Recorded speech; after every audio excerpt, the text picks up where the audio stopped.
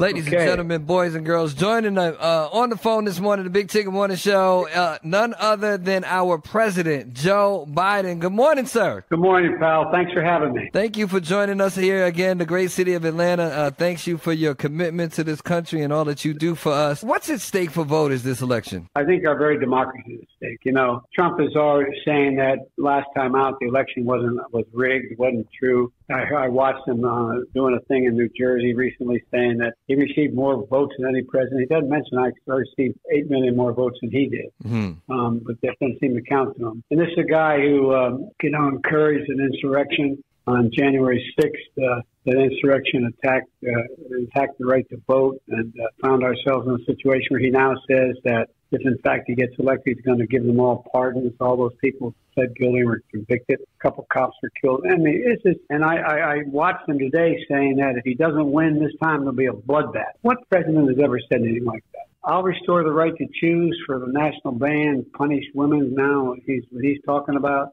Mm-hmm. He wants to make the wealthy corporations pay less. I want them to pay their fair share. He's going to double down on his $2 trillion tax cut. This is a guy, by the way, who when he was president of the United States, he had started with more jobs than he ended with. The only guy other than him was another guy who became very famous named Herbert Hoover.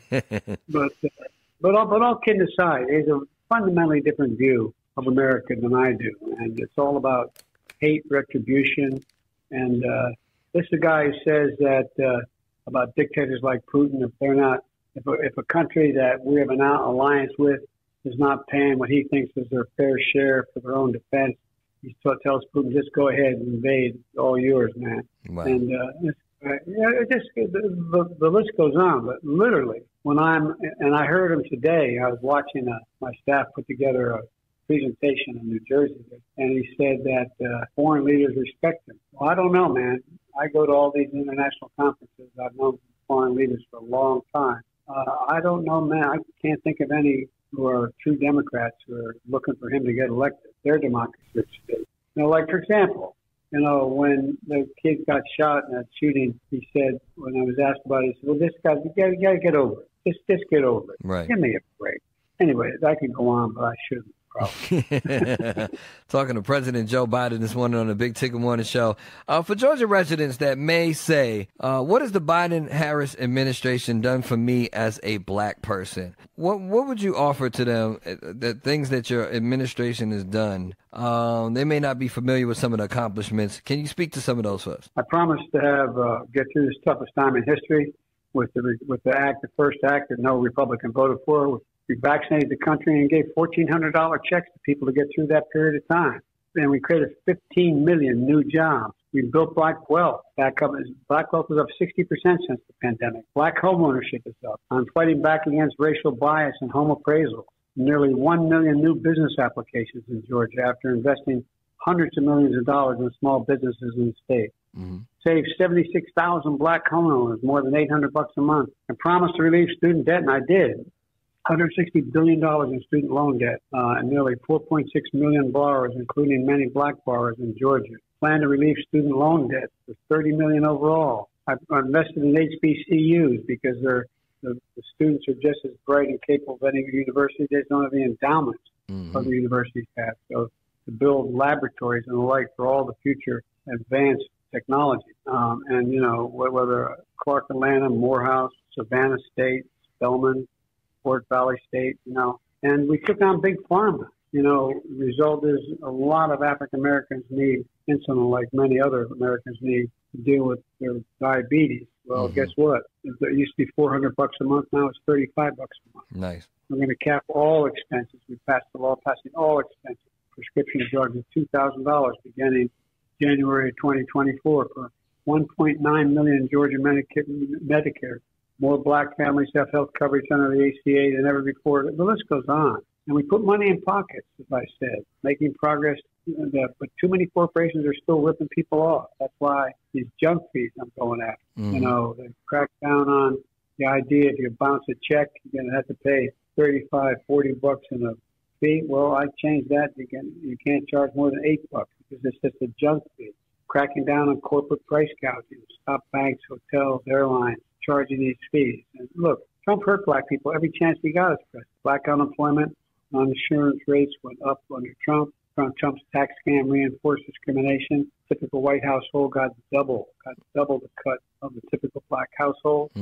They botched the COVID-19 response to supposedly leaving black people dead. Black-owned businesses shuttered. He pushed to bring back stop and frisk law. Remember who Trump is. He falsely accused of Central Park 5. He's the founder of birthers. He tried to repeal Obamacare the first time. Right. Now he's promised to do even more damage to black. You mentioned the Affordable Health Care Act, and access to affordable health care is a major issue for the black community. Absolutely. What else can be done by your administration to help combat that? Well, first of all, the first most important thing we can do is make sure the Affordable Health Care Act is not cut by this guy, which he says he's going to do it. And lower prescription drug costs. We've done that. We pay the most expensive drug costs in the world. And, we brought down, as I said, the case for capped insulin costs at $35 instead of $400. More black families have coverage under the ACA. Black enrollment has nearly doubled, saving families $800 a month on premiums.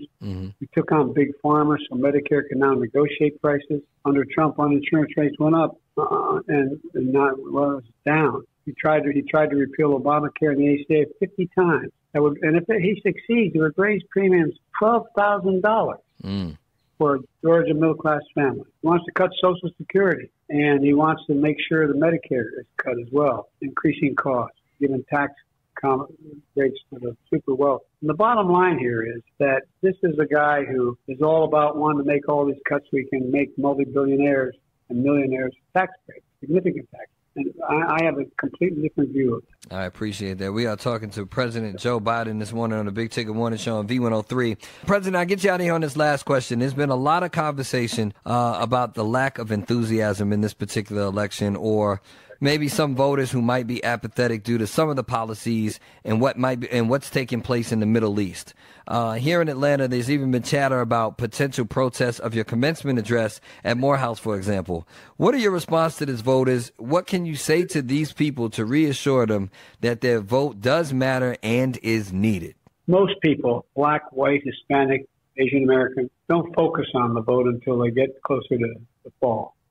Just a practical matter. They're every day trying to meet ends, put things together. So that's number one. But number two, it's hard to get legitimate information these days, other than through radio shows like yours. And I'm not being solicited. You notice there's very few people that watch the nightly news. Very few people. They get their information from all different sources. And so part of it is getting focused, number one. Number two, I hear talk about, I'm honored to be able to speak to the future leaders of America this weekend in Morehouse and celebrate the accomplishments of the graduates. But I've been very clear.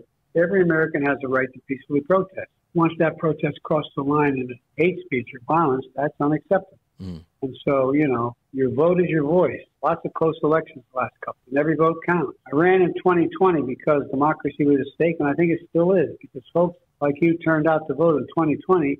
We have made remarkable progress. Trump decides he's going to take it all down from him. For example, one of the things I did in the legislation relating to infrastructure, we're replacing every lead pipe in Georgia, every single one, so that now the kids, you're not going to worry about your kid in school or at home drinking water that has lead in it that causes brain damage. We're making sure that everybody has access to affordable internet, affordable and available. And that's costing billions of dollars. We're paying for it to get it done. So everybody has access. Trump's presidency could mean a return to chaos, division, and violence, MAGA extremism. And with regard to protest again, I have, as everybody is beginning to realize now, I've done more to convince the Israelis, the Egyptians, and others to open up access to get aid into Gaza. The idea that the ugly, ugly trauma that Hamas call by victimizing those 1,200 kids and tying a mother and her baby together, pouring kerosene on them, lighting them until they burn to death, all those terrible, terrible things. And so I've made it clear that I don't think that they should go into Rafah or other places where there's intense and concentrated populations of hundreds of thousands of people and take actions that are going after someone but are indiscriminately killing a lot of people that are innocent in the process. And I've been pushing that for a long time. I think there should be a ceasefire to get the prisoners out, and a discussion for a long-term ceasefire. But I understand that there are people who are really upset, and they think that somehow I could stop it. Truth of the matter is, I'm doing all I can to make sure aid gets in, significant amounts of aid. I've been meeting with the King of Jordan, and I put together a coalition that was, anyway, the bottom line is I think that there's a lot of legitimate concern. I think people have a right to protest, to do it peacefully, and I respect. Well, President Joe Biden, we appreciate your time and your voice here in Atlanta. I hope to run into you this weekend somewhere running around on Morehouse campus as you hit the AUC for your commencement speech.